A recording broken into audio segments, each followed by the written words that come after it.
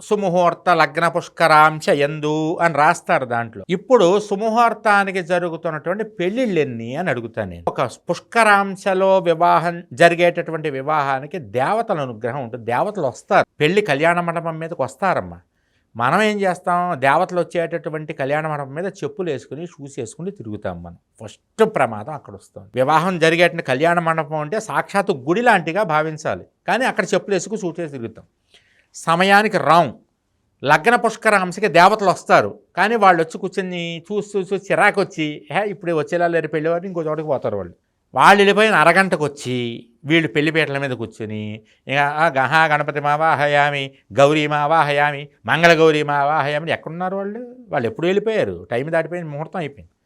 పోనీ టైంకి అన్నీ కరెక్ట్గా జరుగుతున్నాయి కదా అంటే ఈ ఫోటోగ్రాఫర్లు ఒక్కొక్క తంతు 2 సార్లు చేయించడం. పంతులు గారు మంత్రం జరుగుతుంటే ఒక్క నిమిషం ఇటు తిరగండి, అటు తిరగండి.